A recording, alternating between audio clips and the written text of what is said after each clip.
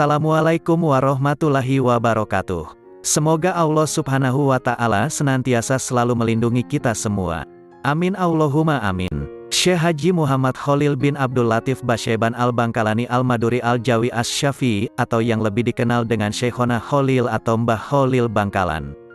Lahir di Kemayoran, Bangkalan, 1820, meninggal di Martajasa, Bangkalan 1925, pada umur antara 104 sampai 105 tahun. Berikut akan dikisahkan beberapa karomah Syekhona Khalil. 1. Tertawa keras di dalam sholat.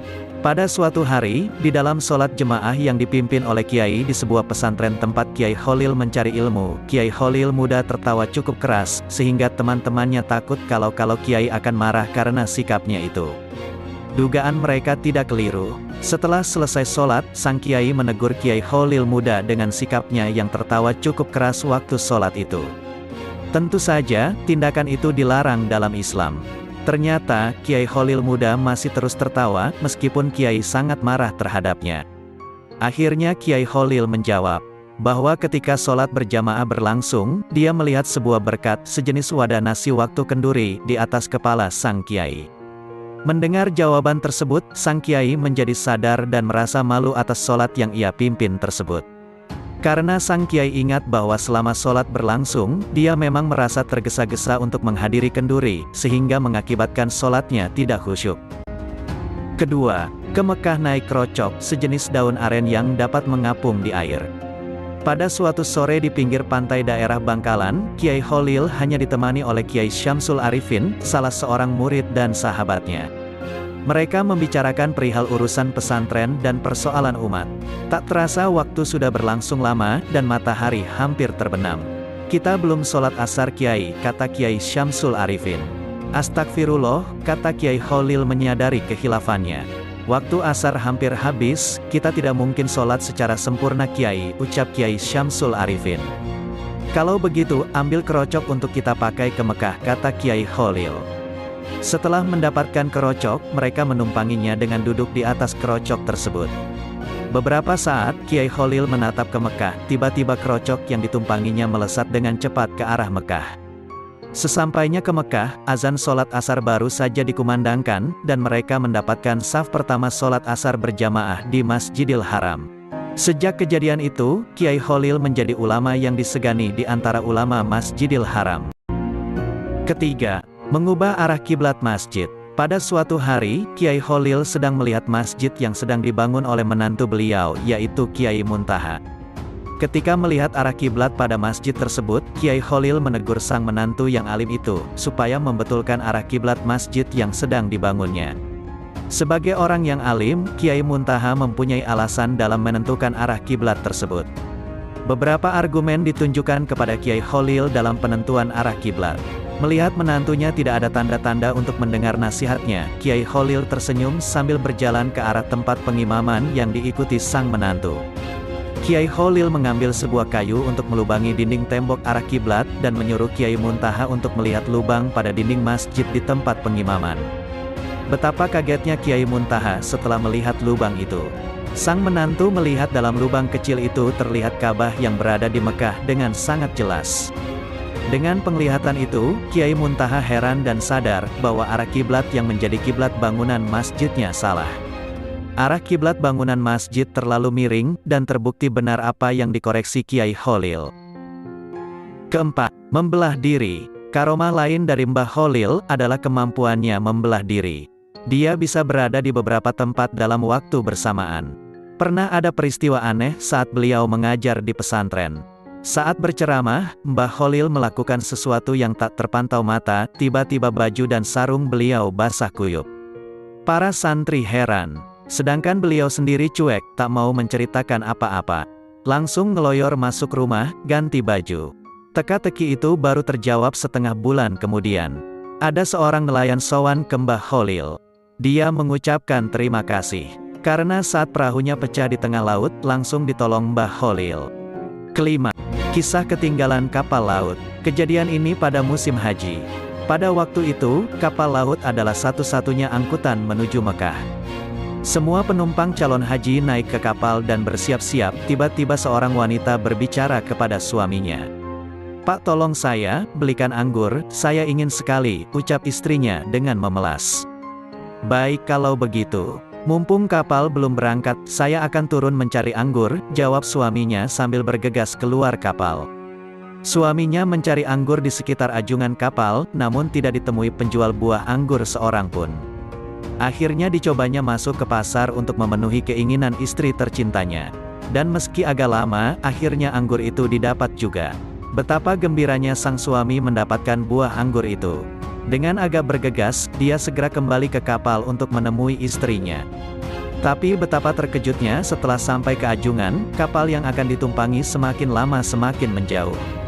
Sedih sekali melihat kenyataan ini. Ia duduk termenung tidak tahu apa yang mesti diperbuat. Di saat duduk memikirkan nasibnya, tiba-tiba ada seorang laki-laki datang menghampirinya. Dia memberikan nasihat. "Datanglah kamu kepada Mbah Kholil Bangkalan, utarakan apa musibah yang menimpa dirimu," ucapnya dengan tenang. "Mbah Kholil," pikirnya, "siapa dia, kenapa harus ke sana, bisakah dia menolong ketinggalan saya dari kapal?" Begitu pertanyaan itu berputar-putar di benaknya. "Segeralah ke Mbah Kholil, minta tolong padanya agar membantu kesulitan yang kamu alami. Insya Allah," lanjut orang itu menutup pembicaraan. Tanpa pikir panjang lagi, berangkatlah sang suami yang malang itu ke Bangkalan. Setibanya di kediaman Mbah Kholil, langsung disambut dan ditanya, "Ada keperluan apa?" Lalu suami yang malang itu menceritakan apa yang dialaminya mulai awal hingga datang ke Mbah Kholil. Tiba-tiba kiai itu berkata, "Loh, ini bukan urusan saya, ini urusan pegawai pelabuhan. Sana pergi." Lalu suami itu kembali dengan tangan hampa. Sesampainya di pelabuhan, sang suami bertemu lagi dengan laki-laki tadi yang menyuruhnya ke Mbah Kholil. Laki-laki yang menyarankannya tersebut lalu bertanya, "Bagaimana, sudah bertemu Mbah Kholil?" "Sudah, tapi saya disuruh ke petugas pelabuhan," katanya dengan nada putus asa. "Kembali lagi, temui Mbah Kholil," ucap orang yang menasehati dengan tegas tanpa ragu.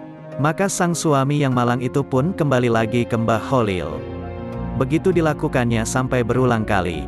Baru setelah ketiga kalinya, Mbah Kholil berucap, "Baik kalau begitu, karena sampeyan ingin sekali, saya bantu sampeyan." "Terima kasih Kiai," kata sang suami melihat secercah harapan. "Tapi ada syaratnya," ucap Mbah Kholil. "Saya akan penuhi semua syaratnya," jawab orang itu dengan sungguh-sungguh. Lalu Mbah Kholil berpesan, "Setelah ini, kejadian apapun yang dialami sampeyan jangan sampai diceritakan kepada orang lain, kecuali saya sudah meninggal. Apakah sampeyan sanggup?" Seraya menatap tajam. "Sanggup Kiai," jawabnya spontan. "Kalau begitu ambil dan pegang anggurmu, pejamkan matamu rapat-rapat," kata Mbah Kholil. Lalu sang suami melaksanakan perintah Mbah Kholil dengan patuh. Setelah beberapa menit berlalu, dibuka matanya pelan-pelan. Betapa terkejutnya, dirinya sudah berada di atas kapal tadi yang sedang berjalan. Takjub heran bercampur jadi satu, seakan tak mempercayai apa yang dilihatnya. Digosok-gosok matanya, dicubit lengannya. Benar kenyataan, bukannya mimpi, dirinya sedang berada di atas kapal. Segera ia temui istrinya di salah satu ruang kapal. "Ini anggurnya, Dik. Saya beli anggur jauh sekali," ucapnya dengan senyum penuh arti seakan tidak pernah terjadi apa-apa, dan seolah-olah datang dari arah bawah kapal. Padahal sebenarnya dia baru saja mengalami peristiwa yang dahsyat sekali, yang baru kali ini dialami selama hidupnya. Terbayang wajah Mbah Kholil. Dia baru menyadarinya bahwa beberapa saat yang lalu, sebenarnya dia baru saja berhadapan dengan seseorang yang memiliki karomah yang sangat luar biasa. Keenam, Kiai Kholil dipenjara oleh penjajah. Masa hidup Kiai Kholil tidak luput dari gejolak perlawanan terhadap penjajah. Tetapi, dengan caranya sendiri Kiai Kholil melakukan perlawanan. Pertama, ia melakukannya dalam bidang pendidikan. Dalam bidang ini, Kiai Kholil mempersiapkan murid-muridnya untuk menjadi pemimpin yang berilmu, berwawasan, tangguh dan mempunyai integritas baik kepada agama maupun bangsa. Ini dibuktikan dengan banyaknya pemimpin umat dan bangsa yang lahir dari tangannya, salah satu di antaranya, Kiai Hashim Asy'ari, pendiri pesantren Tebu Ireng. Cara yang kedua, Kiai Kholil tidak melakukan perlawanan secara terbuka, melainkan ia lebih banyak berada di balik layar. Realitas ini tergambar, bahwa ia tak segan-segan untuk memberi suuk, mengisi kekuatan batin, tenaga dalam, kepada pejuang. Kiai Holil pun tidak keberatan pesantrennya dijadikan tempat persembunyian. Ketika pihak penjajah mengetahuinya, Kiai Holil ditangkap dengan harapan para pejuang menyerahkan diri. Akan tetapi, ditangkapnya Kiai Holil malah membuat pusing pihak Belanda, karena ada kejadian-kejadian yang tidak bisa mereka mengerti, seperti tidak bisa dikuncinya pintu penjara, sehingga mereka harus berjaga penuh supaya para tahanan tidak melarikan diri. Di hari-hari selanjutnya, ribuan orang datang ingin menjenguk dan memberi makanan kepada Kiai Holil, bahkan banyak yang meminta ikut ditahan bersamanya. Kejadian tersebut menjadikan pihak Belanda dan sekutunya merelakan Kiai Holil untuk dibebaskan saja. Ketujuh, Kiai Holil berguru ke Kiai Pasuruan.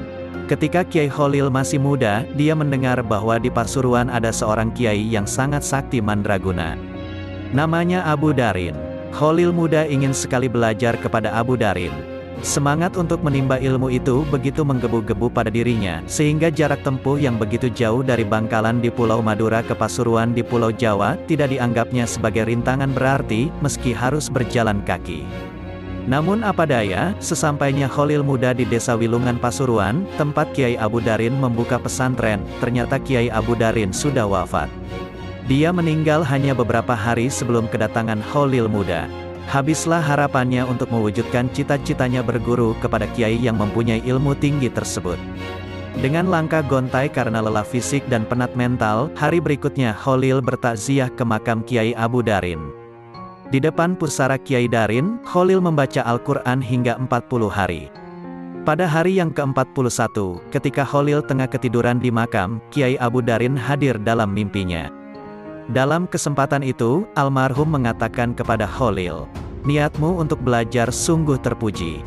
Telah aku ajarkan kepadamu beberapa ilmu, maka peliharalah." Holil lalu terbangun, dan serta-merta dia sudah hafal kandungan kitab Imriti, Ashimuni, dan Alfiyah, kitab utama pesantren itu.